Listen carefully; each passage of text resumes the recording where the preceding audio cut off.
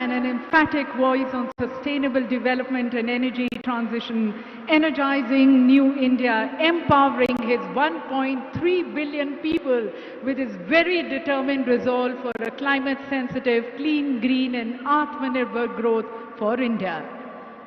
माननीय प्रधानमंत्री जी का हम कोटि कोटि धन्यवाद करते हैं। इंडिया एनर्जी वीक के पहले संस्करण इंडिया एनर्जी वीक 2023 को अपना नेतृत्व प्रदान करने का। And ladies and gentlemen, with very bold and decisive leadership of India, along with the honorable energy ministers of various countries, and then the captains and leaders and the champions of the energy sector, the India Energy Week 2023 is truly a global gathering of minds to strengthen the global dialogue on energy transition and net zero agenda, and also at the same time towards fostering ties and partnerships for ideas, innovations and investments for the future energy landscape. So as we open the doors to this global dialogue, at the very onset, I would like to request our host minister, our Honorable Union Minister of Petroleum and Natural Gas, Shri Hardeep Singh Puri ji, for his welcome remarks.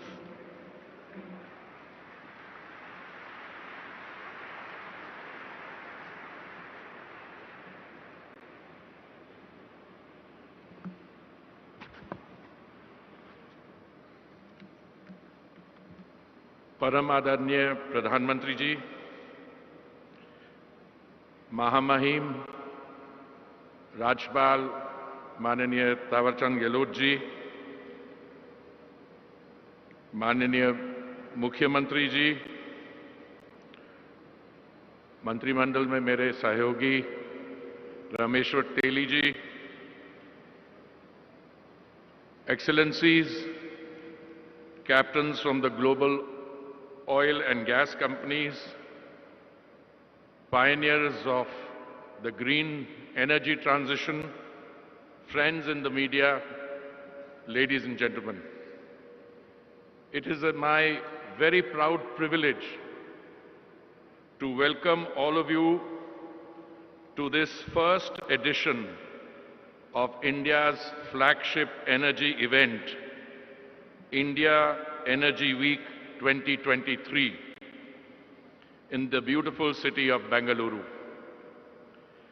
As India's first comprehensive energy event covering the entire value chain in its year of the G20 presidency, IEW 2023 is a key discussion platform in the G20 calendar. The India Energy Week was born out of the Honorable Prime Minister's long-standing vision for India's role in the global energy transition while ensuring India's energy security, affordability and accessibility for her citizens. It captures India's dreams and aspirations of an Amrit Kal, whilst also underlining her role in the 21st century global economy as a Vishwaguru following the ideals of Vasudhaiva Kudumbakam.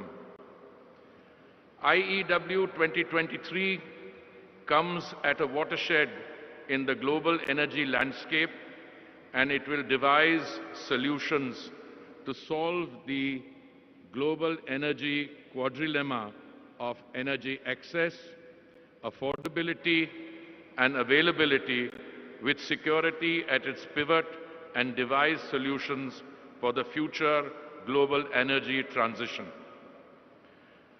Friends and colleagues, last year marked a tumultuous period in energy prices globally. This created global challenges to development and sparked uncontrolled inflationary and recessionary fears. The World Bank has estimated that this year global growth will decelerate to 1.7%, the third weakest in nearly 3 decades. More than 60 million people visit the petrol pump in India on a daily basis. A nation of 1.4 billion plus has to be insulated against the global price rise so that energy is accessible at affordable cost. This is the primary focus of India's energy needs. India has already pledged to become net zero in emissions by 2070 and cut down the emissions by 1 billion tons by the end of 2030. These commitments come despite India's historical contribution to global emissions since 1890 is about 4%, despite being the fifth largest economy and home to 17% of the world's population, and despite India's per capita emissions ranking the lowest amongst the G20 countries and about half of the global average. Against this backdrop, India has carved out an energy agenda which is inclusive, market-based, and climate-sensitive. We continue to underscore the importance of oil and gas, yet our commitment to climate change mitigation goals remains unabated and undiluted. We remain focused on energy efficiencies, laying impetus on fuels of the future, including biofuels and hydrogen, and increasing the use of renewable energies, etc. At the same time, we are taking transformative steps to increase domestic exploration and production of traditional hydrocarbons. In today's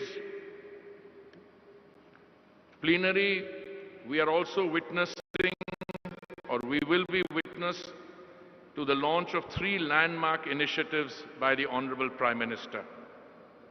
As per the vision that the Honorable Prime Minister laid out in 2017, a double-burner solar cooktop which can provide green, clean, effective and permanent solution for the cooking needs of the families is being launched today. This has replicability in the countries of the Global South and the rest of the world. Again, in line with the clarion call given by the Honorable Prime Minister to phase out single-use plastic items, we are launching the largest initiative in the world to reuse and recycle 100 million PET bottles per year. This also resonates with the global initiative Lifestyle for the Environment movement launched by the Honorable Prime Minister. These PET bottles will be converted into cloth for the frontline workers of the oil marketing companies and non-combat uniforms for the armed forces and other institutions and retail sales. The Honorable Prime Minister had set for us a target of 10% ethanol blending by the end of November 2022. We achieved this 5 months prior to the target.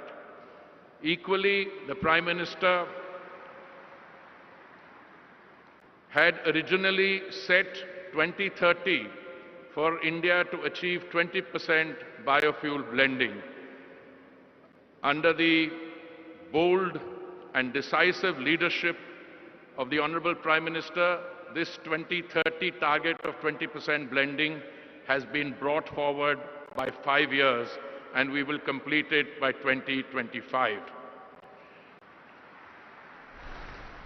We had also planned to launch an E20 blended biofuel by April of 2023, and I'm very pleased to inform you that today the Honorable Prime Minister will be launching an E20 blended fuel which will be available in select petrol pumps in the country on a pilot project basis 2 months, well, 2.5 months ahead of the target April 2023 launch.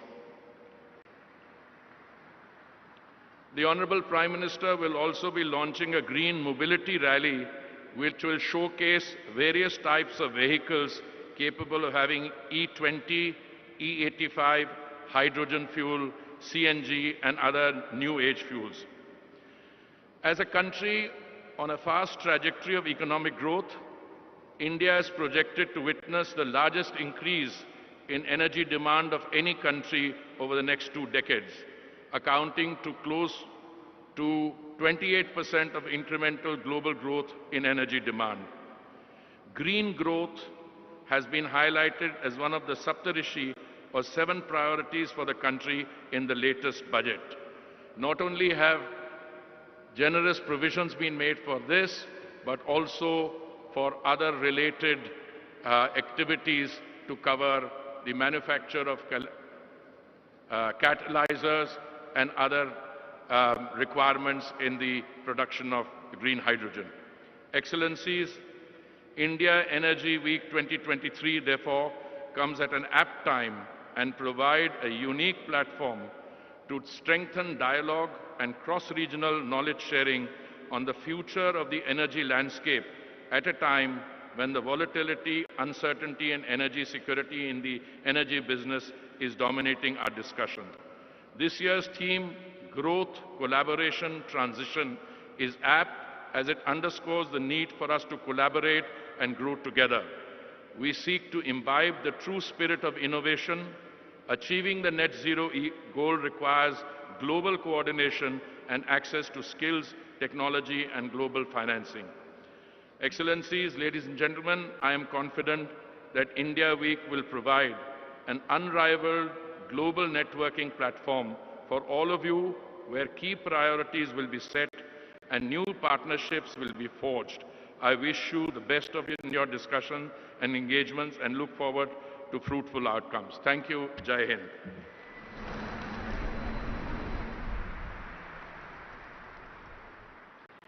Thank you, Honorable Minister, sir.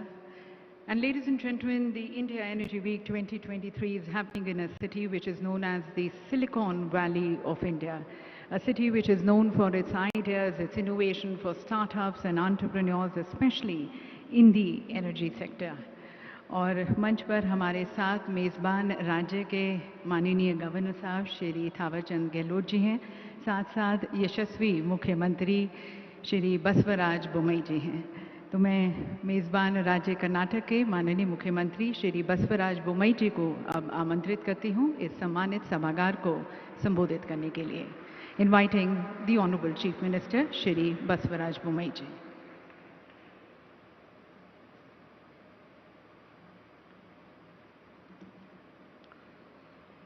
ಎಲ್ಲರಿಗೂ ನಮಸ್ಕಾರ. Our respectful Honorable Prime Minister Narendra Modi ji, His Excellency Governor of Karnataka Thawarchand Gehlot ji, Honorable Union Minister for Petroleum and Natural Gases Shri Hardeep Singh Puri ji, Honorable Union Minister for State for Petroleum and Natural Gases Shri Rameshwar Teli ji, all His Excellencies, CEOs of the company, all the delegates, ladies and gentlemen, and my press friends. At the outset, I thank the Honorable Prime Minister Narendra Modi ji and Honorable Union Minister for Petroleum Puri ji for hosting India Energy Week in Bengaluru in my state. And rightly so, the highest number of power research capabilities which the state has. So I once again thank the Honorable Prime Minister. Things are changing in every aspect of life. Post-COVID, the dimensions, definitions of life has changed. And rightly so, our Honorable Prime Minister has set new goals, new milestones, and new orientation too. He has been a very successful as a Chief Minister of Gujarat by bringing a revolutionary change in power production, supplies and distribution. With that rich experience, he has changed the power sector of the country. This is a paradigm shift on the priorities. Therefore, we have the experience of the Honorable Prime Minister, and we are facing the new challenges. The whole world in its effort for a net zero is a very big challenge, and our Honorable Prime Minister has set a goal for 2046 net zero Indian power production. Keeping that in mind, Karnataka is in the forefront of this transformation. And I am sure that this platform will give ample opportunity to lay a foundation and set a new orientation for the transferring the paradigm shift what we are expecting in the power sector. Karnataka is the highest renewable energy manufacturer in India. 50% of our power production is on by renewable energy. 15,000 megawatt we produce. Now we are going ahead with renewable energy pump storages and other kind of storages. Last month we had a global investor meet where more than 3 lakh crores investment in 9 proposals are there in green hydrogen power products. And more than 2 lakh crore of investment is expected in renewable energy. Therefore, our next 5 years will be a very crucial year to produce the renewable energy and new avatars of renewable energy, including hydrogen and ammonia. Secondly, sir, we are the highest R&D in electrical vehicles, as well as highest EV passenger vehicles are in the country.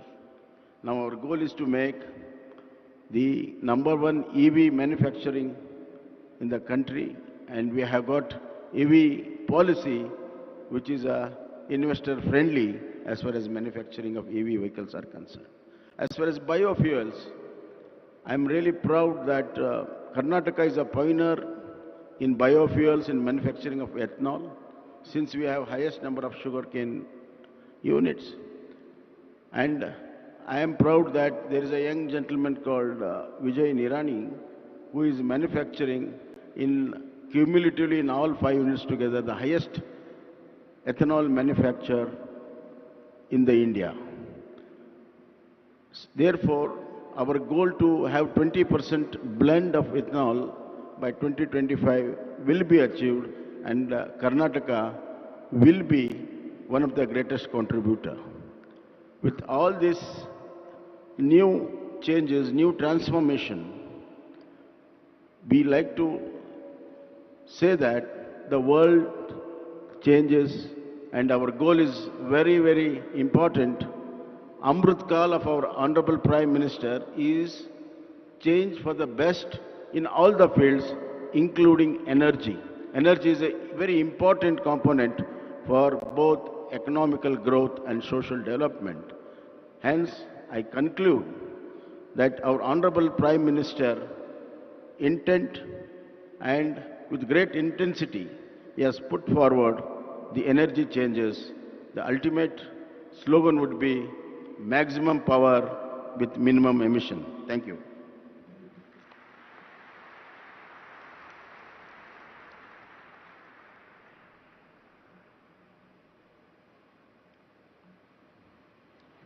Thank you, Honorable Chief Minister, sir.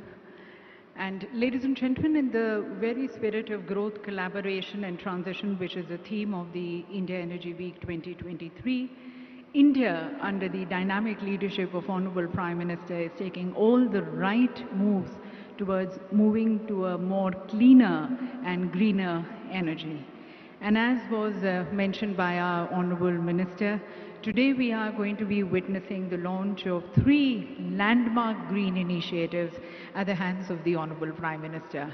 We bring you greater insights into these green initiatives which are going to be launched today, and also the progressive vision of our Honorable Prime Minister through a short film. If you can play the film, please.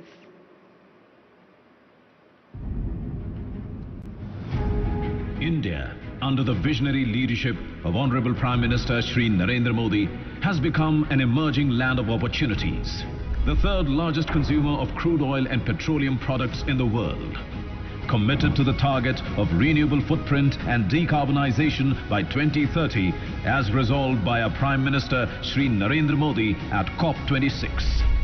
आज Bharat installed renewable energy capacity में विश्व में चौथे number पर है।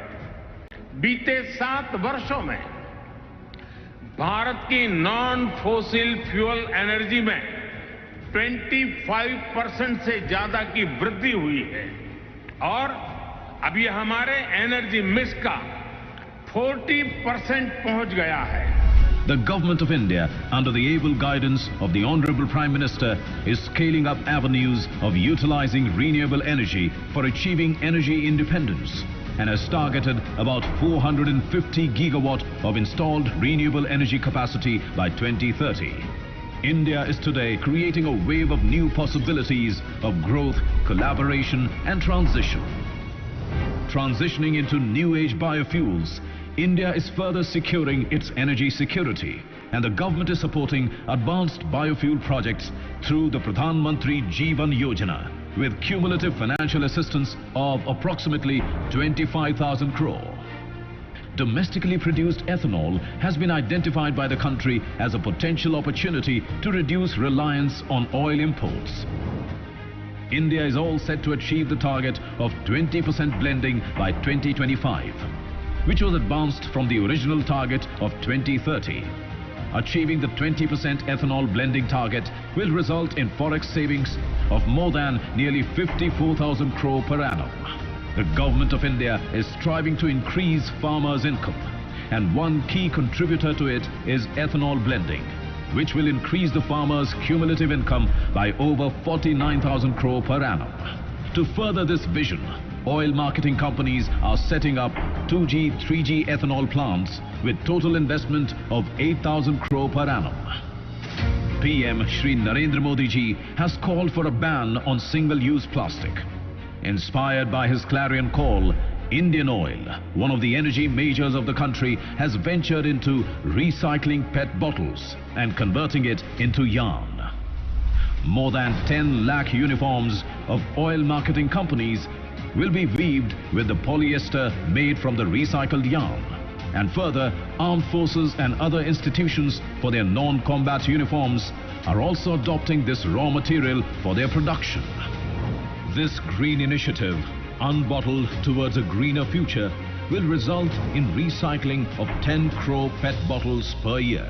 एक क्षेत्र ऐसा है जो शायद बहुत बड़ा रिवॉल्यूशन ला सकता है। लोग अपने घर में सोलार एनर्जी से चूल्हा चलाएंगे जिस पर हर प्रकार की रसोई हो सके। Following the vision of Honorable Prime Minister of providing clean cooking fuel across the nation, Indian Oil is introducing an indoor solar cooking system designed, developed and patented by Indian Oil. A stationary indoor cooking solution capable of catering to the cooking needs of Indian households. Today at India Energy Week 2023, Honorable Prime Minister Shri Narendra Modi ji dedicates the double burner solar cooktop to the nation, launches Unbottled Towards a Greener Future initiative, and flags off vehicles running on energy efficient fuel to mark the launch of ethanol E20 grade fuel, which will be available in select cities of the country. India Energy Week 2023. Growth, collaboration, transition. तो TV सज्जनों, आपने देखा कि अब recycle पेट bottle से बनेंगे sustainable garments, और ये इंडियन ऑयल की हरित पहल है। सस्टेनेबिलिटी की दिशा में आगे बढ़ते हुए इंडियन ऑयल ने सर्कुलर इकोनॉमी में योगदानकर्ता के रूप में प्लास्टिक न्यूट्रलिटी को अपनाया है, और इसी के तहत ऑयल मार्केटिंग कंपनीज के कस्टमर सर्विस अटेंडेंट्स की वर्दी के अलावा अन्य संस्थाओं के लिए भी कपड़ा बनाया जाएगा। रिसाइकल्ड पॉलिएस्टर को कपास के साथ मिलाकर उसकी तरफ कपड़ा तैयार किया जाएगा। आपको ये भी बताना चाहेंगे कि प्रत्येक वर्दी के लिए कुछ 28 यूज्ड पेट बॉटल्स रिसाइकलिंग उनकी की जाती है और तब वो कपड़ा तैयार किया जाता है। और हमारे साथ chairman Indian oil corporation limited हैं, उनकी पूरी टीम को शुभकामनाएं देते हुए उन्हें मैं अब मंच पर आमंत्रित करती हूं, श्री श्रीकांत माधव वैद्या जी को, और उनसे निवेदन है कि वे माननीय प्रधानमंत्री जी को इस रिसाइकल पेट बॉटल से बने पेटा और जैकेट प्रधानमंत्री जी को भेंट करें।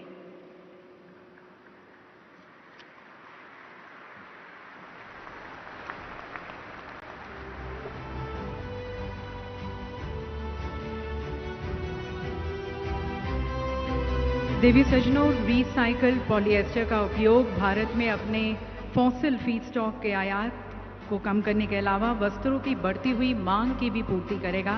पेट बोतलों के रिसाइकलिंग का महत्व पर्यावरण संरक्षण में भी है, क्योंकि इसके उत्पादन के लिए फॉसिल फीडस्टॉक से निर्मित पॉलिएस्टर की तुलना में लगभग 59% कम ऊर्जा की आवश्यकता होती है और इसमें लगभग 79% कम कार्बन फुटप्रिंट है। और अब हमारा अगला इनिशिएटिव थर्मल बैटरी से चलने वाला यूज़र फ्रेंडली और एनवायरनमेंट फ्रेंडली सोलर कुकटॉप। जी हाँ देवी सज्जनों, ये बहुत ही विशेष सोलर कुकर है और सूर्य के चमकने पर ये सोलर मोड में काम करता है और जब धूप कम है या धूप नहीं है तब ये हाइब्रिड मोड में इलेक्ट्रिक ग्रिड के माध्यम से काम करता है। और जैसा कि आपने वीडियो में भी देखा और सुना कि इसकी एक और यूनिकनेस है कि आप इस पर दिन में या रात में किसी भी मौसम में और किसी भी प्रकार का खाना बना सकते हैं। तो मैं एक बार पुनः माननीय प्रधानमंत्री जी से निवेदन करती हूँ कि कृपया आप रिमोट का बटन दबाकर इंडियन ऑयल द्वारा विकसित twin cooktop indoor solar cooker का लोकार्पण करें।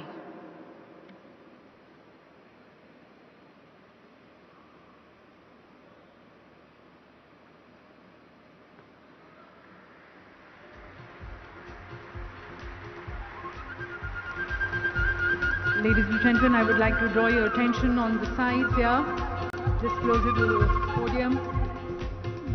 We have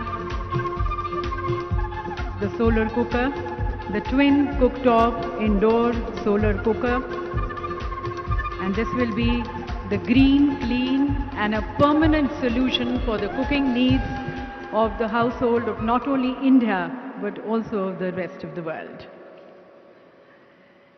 Ladies and gentlemen, in Honorable Prime Minister Modi, we have a global leader who strongly believes it is one earth, we are one big family, and there is one future for all of us.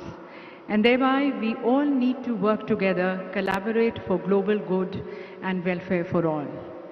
वसुधैव कुटुंबकम के भाव को आत्मसात करते हुए माननीय प्रधानमंत्री जी ने हमेशा से वैश्विक समृद्धि और वैश्विक स्वास्थ्य की मनोकामना की है और उसकी तरफ अथक प्रयास करते आए हैं और उसके साथ साथ अपने 130 करोड़ के परिवारजनों की आशाओं और आकांक्षाओं की पूर्ति की तरफ भी वे अनेक प्रयास करते आए हैं, संकल्पबद्ध हैं, and that is where we have seen India integrating its development plans with the climate action targets, and that is also reflected in our budget, the dream budget for the green energy sector.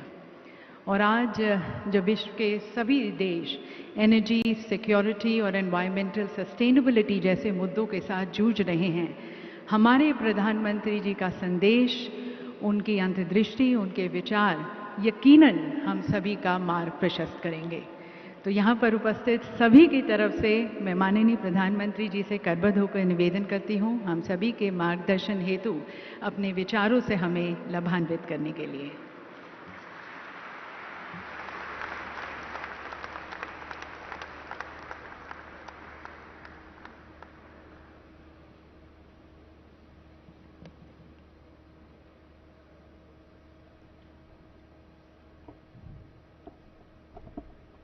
Karnataka के मुख्यमंत्री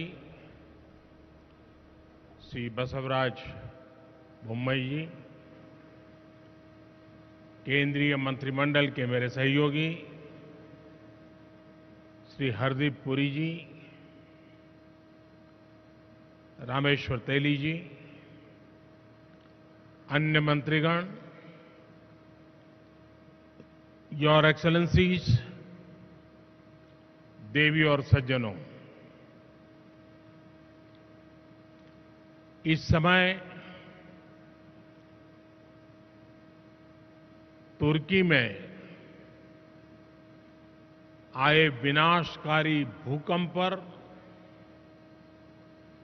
हम सभी की दृष्टि लगी हुई है। बहुत से लोगों की दुखद मृत्यु और बहुत नुकसान की खबरें हैं। तुर्की के आसपास के देशों में भी नुकसान की आशंका है। भारत के 140 करोड़ लोगों की संवेदनाएं सभी भूकंप पीड़ितों के साथ है। भारत भूकंप पीड़ितों की हर संभव मदद के लिए तत्पर है। साथियों, बेंगलुरु टेक्नोलॉजी, टैलेंट और इनोवेशन की एनर्जी से भरपूर शहर है। मेरी तरह आप भी यहां की युवा ऊर्जा को अनुभव कर रहे होंगे। ये भारत की G20 प्रेसिडेंसी कैलेंडर का पहला बड़ा एनर्जी इवेंट है। मैं देश विदेश से आए सभी लोगों का इंडिया एनर्जी वीक में स्वागत करता हूं, अभिनंदन करता हूं। साथियों, 21वीं सदी के विश्व का भविष्य तय करने में एनर्जी सेक्टर की बहुत बड़ी भूमिका है। एनर्जी के नए रिसोर्सेज को डेवलप करने में, एनर्जी ट्रांजिशन में आज भारत विश्व के सबसे मजबूत आवाजों में से एक है। विकसित बनने का संकल्प लेकर चल रहे भारत में एनर्जी सेक्टर के लिए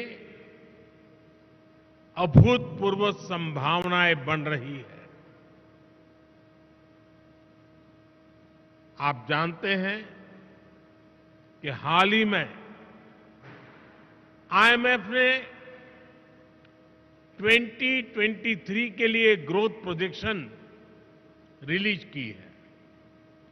इसमें कहा गया है कि Bharat fastest growing major economy रहने वाला है।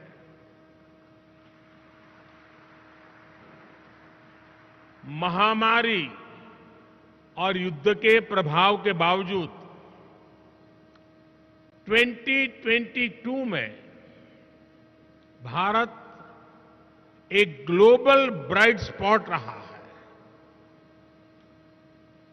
एक्सटर्नल सर्कमस्टेंसेस जो भी रहे, भारत ने इंटरनल रेजिलियंस की वजह से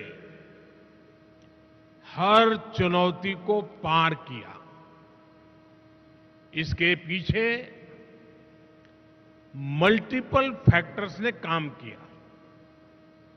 पहला, स्टेबल डिसिसिव गवर्नमेंट। दूसरा, सस्टेन रिफॉर्म्स और तीसरा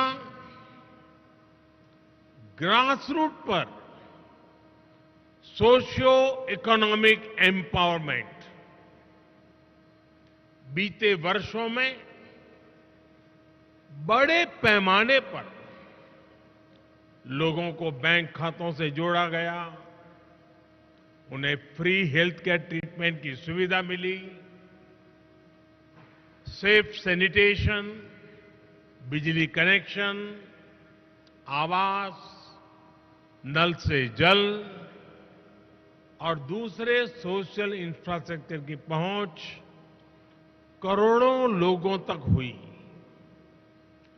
पिछले कुछ वर्षों में भारत की जितनी बड़ी आबादी के जीवन में ये बदलाव आया है, वो कई विकसित देशों की जनसंख्या से भी ज्यादा है। इससे करोड़ों गरीबों को गरीबी से बाहर निकालने में मदद मिली है। आज करोड़ों लोग गरीबी से निकलकर मिडिल क्लास के स्तर तक पहुंच रहे हैं। आज भारत में करोड़ों लोगों की क्वालिटी ऑफ लाइफ में बदलाव आया है। आज गांव-गांव तक इंटरनेट पहुंचाने के लिए 6 लाख किलोमीटर, 600,000 किलोमीटर से ज्यादा ऑप्टिकल फाइबर बिछाए जा रहे हैं। पिछले 9 वर्षों में देश में ब्रॉडबैंड यूजर्स की संख्या 13 गुना बढ़ चुकी है। पिछले 9 वर्षों में इंटरनेट कनेक्शंस 3 गुना से ज्यादा हो चुके हैं। आज रूरल इंटरनेट यूजर्स की संख्या अर्बन यूजर्स की तुलना में ज्यादा तेजी से बढ़ रही है। इसके अलावा भारत दूसरा सबसे बड़ा मोबाइल फोन बनाने वाला देश बन चुका है। इससे भारत में दुनिया का सबसे बड़ा एस्पिरेशनल क्लास तैयार हुआ है। भारत के लोग चाहते हैं कि उन्हें बेटर प्रोडक्ट्स, बेटर सर्विसेज और बेटर इंफ्रास्ट्रक्चर मिले। भारत के लोगों की आकांक्षाओं को पूरा करने के लिए एनर्जी बहुत बड़ा फैक्टर है। इंडस्ट्रीज से लेकर के ऑफिसेज तक, फैक्ट्रीज से लेकर के घरों तक भारत में एनर्जी की जरूरत, एनर्जी की मांग बढ़ती ही जा रही है। भारत में जिस तेजी से विकास हो रहा है, उसे देखते हुए ये माना जा रहा है कि आने वाले वर्षों में भारत में अनेक नए शहर बनने वाले हैं। इंटरनेशनल एनर्जी एसोसिएशन ने भी कहा है कि भारत इस दशक में भारत की एनर्जी डिमांड दुनिया में सबसे ज्यादा होगी और यहीं पर आप सभी इन्वेस्टर्स के लिए, एनर्जी सेक्टर के स्टेक होल्डर्स के लिए भारत नई अपॉर्चुनिटीज लेकर के आया है। आज ग्लोबल ऑयल डिमांड में भारत की हिस्सेदारी 5% के आसपास है, लेकिन इसके 11% तक पहुंचने की उम्मीद है। भारत की गैस डिमांड तो 500% तक बढ़ने का अनुमान है। हमारा विस्तार ले रहा एनर्जी सेक्टर भारत में इन्वेस्टमेंट और कोलैबोरेशन के नए अवसर बना रहा है। फ्रेंड्स, एनर्जी सेक्टर को लेकर भारत की स्ट्रेटेजी के 4 मेजर वर्टिकल्स हैं। पहला, डोमेस्टिक एक्सप्लोरेशन और प्रोडक्शन को बढ़ाना। दूसरा, सप्लाईज को डाइवर्सिफिकेशन। तीसरा, बायोफ्यूल्स, इथेनॉल, कंप्रेस्ड बायोगैस और सोलार जैसे ऑल्टरनेटिव एनर्जी सोर्सेज का विस्तार। और चौथा, इलेक्ट्रिक व्हीकल और हाइड्रोजन के जरिए डीकार्बनाइजेशन। इन चारों ही दिशाओं में भारत तेजी से काम कर रहा है। मैं आपके बीच इसके कुछ एस्पेक्ट्स पर और विस्तार से बात करना चाहूंगा। साथियों, आप जानते हैं कि भारत दुनिया में चौथी सबसे बड़ी रिफाइनिंग कैपेसिटी वाला देश है। भारत की वर्तमान क्षमता करीब 250 MMTPA की है, जिसे बढ़ाकर 450 MMTPA करने के लिए तेजी से काम हो रहा है। हम अपनी रिफाइनिंग इंडस्ट्री को लगातार इंडिजीनियस, मॉडर्नाइज और अपग्रेड कर रहे हैं। हम अपनी पेट्रोकेमिकल प्रोडक्शन कैपेसिटी को बढ़ाने की दिशा में भी बहुत तेजी से काम कर रहे हैं।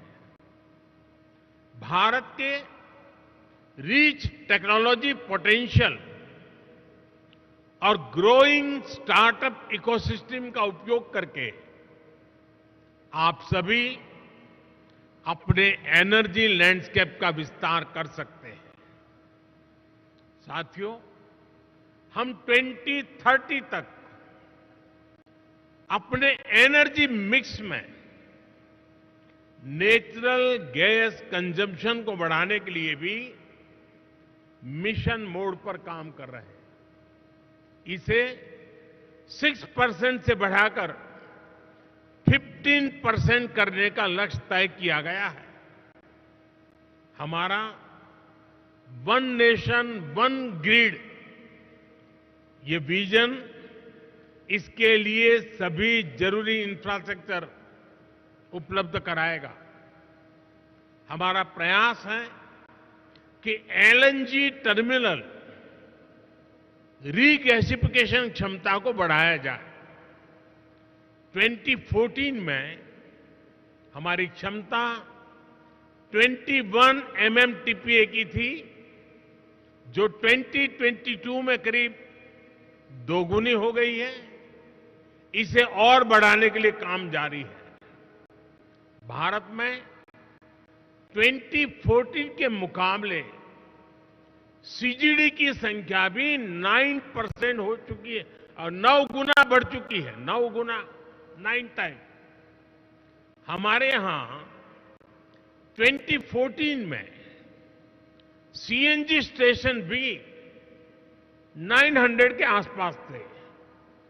अब इनकी संख्या भी बढ़कर 5000 तक पहुंच रही है। हम गैस पाइपलाइन नेटवर्क की लंबाई बढ़ाने की दिशा में भी तेजी से काम कर रहे हैं। 2014 में हमारे देश में गैस पाइपलाइन की लंबाई करीब 14,000 किलोमीटर थी। अब ये बढ़कर 22,000 किलोमीटर से ज्यादा हो चुकी है। अगले 4-5 साल में भारत में गैस पाइपलाइन का नेटवर्क 35,000 किलोमीटर तक पहुंच जाएगा। यानी भारत के नेचुरल गैस इंफ्रास्ट्रक्चर में आपके लिए निवेश की बहुत बड़ी संभावनाएं बन रही है। साथियों, आज भारत का जोर डोमेस्टिक एक्सप्लोरेशन और प्रोडक्शन को बढ़ावा देने पर है। ईएनपी सेक्टर ने उन इलाकों में भी अपना इंटरेस्ट दिखाया है जो इनएक्सेसिबल समझे जाते थे। आपकी इन भावनाओं को समझते हुए हमने नो गो एरियाज में कमी की है। इससे 10 lakh square kilometre area no go की पाबंदियों से मुक्त हुआ है। अगर हम आंकड़े पर नजर डालें तो नो गो एरियाज में भी ये कमी 98% से भी ज्यादा है। ये सभी निवेशकों से आग्रह करूंगा कि आप इन अवसरों को इस्तेमाल करिए। फॉसिल फ्यूल्स के एक्सप्लोरेशन में अपनी मौजूदगी बढ़ाइए। फ्रेंड्स, बायो एनर्जी के क्षेत्र में भी हम तेजी से आगे बढ़ रहे हैं। पिछले साल अगस्त में हमने एशिया की पहली 2G इथेनॉल बायो रिफाइनरी की स्थापना की। हमारी तैयारी इस तरह के 12 कॉमर्शियल 2G इथेनॉल प्लांट्स बनाने की है। सस्टेनेबल एविएशन फ्यूल और रिन्यूएबल डीजल की कॉमर्शियल उपयोगिता की दिशा में भी हमारे प्रयास जारी है। इस साल के बजट में हमने गोवर्धन योजना के तहत 500 नए वेस्ट टू वेल्थ प्लांट्स बनाने का ऐलान किया है।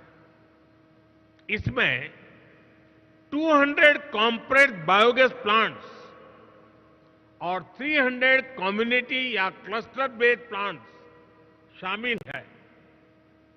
इसमें भी आप सभी के लिए हजारों करोड़ रुपए के इन्वेस्टमेंट के रास्ते बनने वाले हैं। साथियों, एक और सेक्टर जिसमें भारत विश्व में लीड ले रहा है वो है ग्रीन हाइड्रोजन का। नेशनल ग्रीन हाइड्रोजन मिशन 21वीं सदी के भारत को नई दिशा देगा। इस दशक के अंत तक हम 5 MMTPA ग्रीन हाइड्रोजन के प्रोडक्शन का लक्ष्य लेकर चल रहे हैं। इसमें भी 8 लाख करोड़ रुपए से अधिक के इन्वेस्टमेंट की संभावनाएं हैं। भारत अगले 5 वर्षों में ग्रे हाइड्रोजन को रिप्लेस करते हुए ग्रीन हाइड्रोजन का हिस्सा 25% तक बढ़ाएगा। ये भी आपके लिए बहुत बड़ा अवसर होगा। फ्रेंड्स, एक और महत्वपूर्ण विषय ईवीएस की बैटरी कॉस्ट का भी है। आज इलेक्ट्रिक व्हीकल में बैटरी की कॉस्ट 40 से 50% तक होती है। इसलिए इस दिशा में हमने 50 गीगावाट आवर्स की एडवांस केमिस्ट्री सेल बनाने के लिए 18,000 करोड़ रुपए से ज्यादा की पीएलआई स्कीम शुरू की है। देश में बैटरी मैन्युफैक्चरिंग फैसिलिटीज स्थापित करने के लिए एक अच्छा अवसर है। फ्रेंड्स, भारत में बन रही निवेश की इन संभावनाओं को हमने एक सप्ताह पहले आए बजट में और मजबूत किया है। बजट में renewable energy, energy efficiency, sustainable transportation और ग्रीन टेक्नोलॉजीज को और एनकरेज किया गया है। इसमें 35,000 करोड़ रुपए प्रायोरिटी कैपिटल इन्वेस्टमेंट के लिए रखे गए हैं ताकि एनर्जी ट्रांजिशन और नेट जीरो ऑब्जेक्टिव्स को बल मिले। बजट में हमने कैपिटल एक्सपेंडिचर के लिए 10 लाख करोड़ रुपए का भी प्रावधान किया है। इससे भी ग्रीन हाइड्रोजन से लेकर सोलार और रोड जैसे हर तरह के इंफ्रास्ट्रक्चर को गति मिलेगी। साथियों, 2014 के बाद से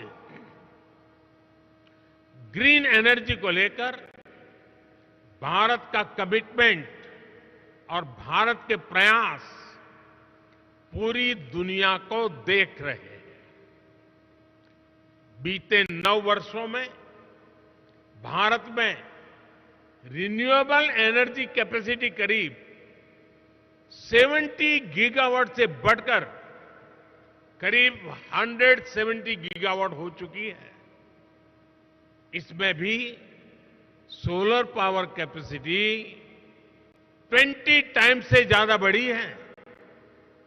आज भारत विंड पावर कैपेसिटी के मामले में दुनिया में चौथे नंबर पर है। हम इस दशक के अंत तक 50% नॉन फोसिल फ्यूल कैपेसिटी का लक्ष्य लेकर चल रहे हैं।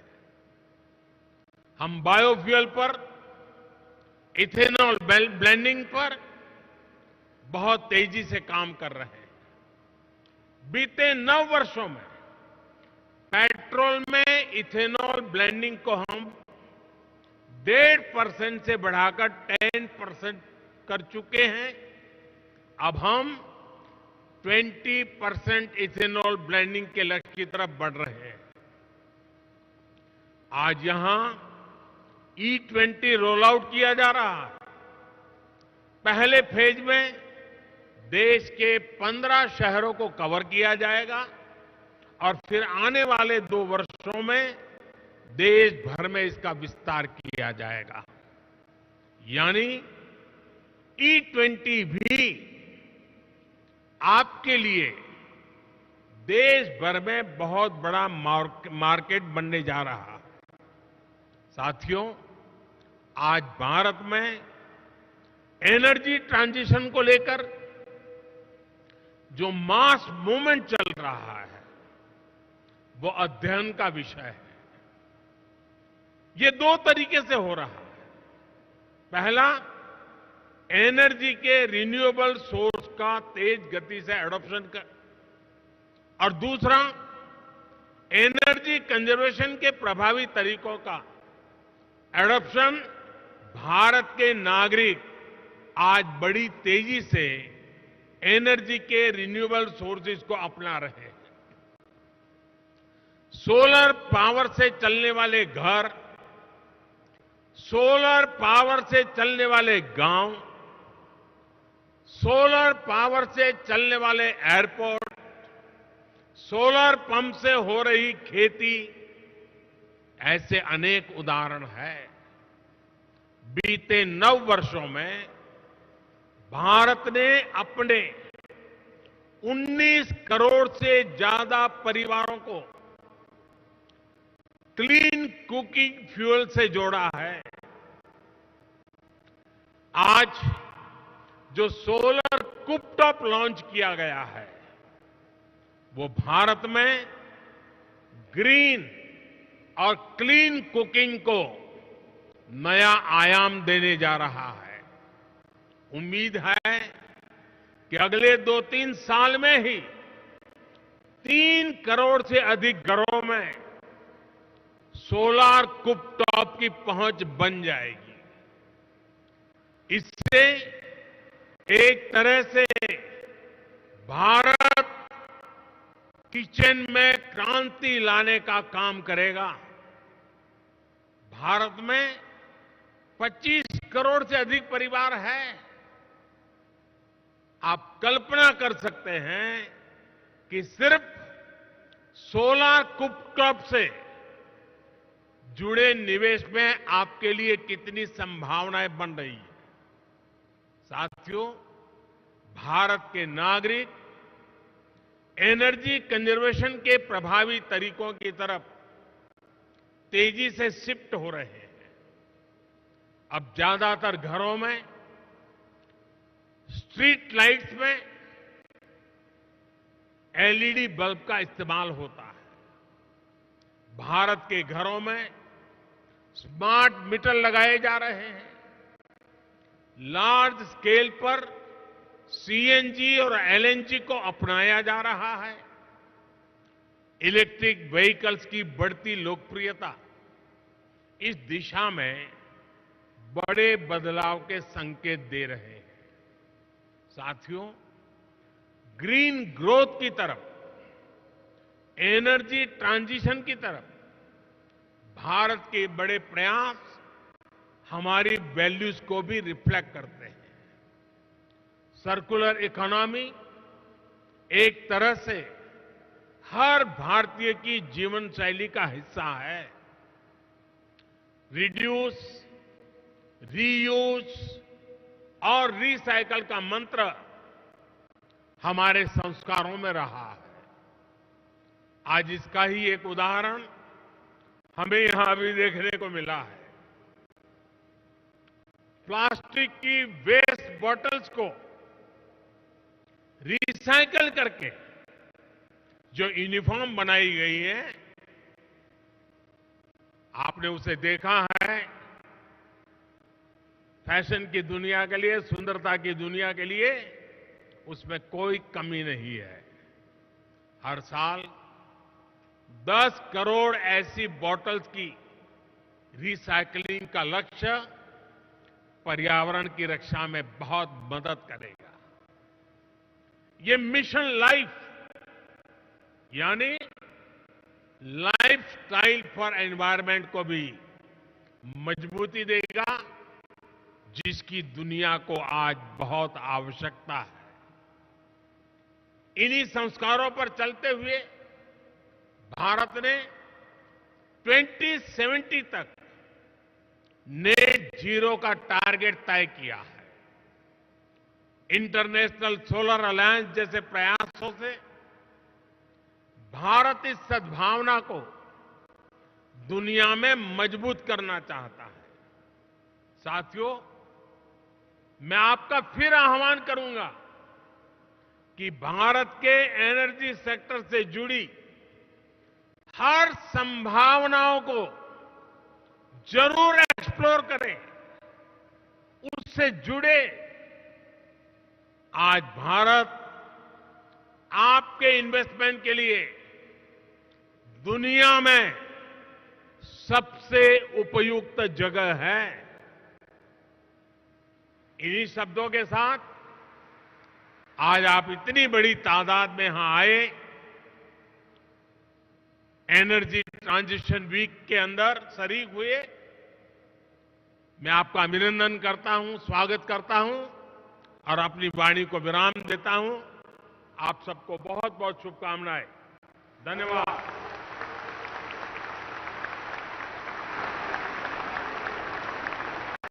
Thank you very much, Honorable Prime Minister. Minister, sir, for sharing the green growth plans which India has, and that is where the opportunity lies for the energy innovators and the investors.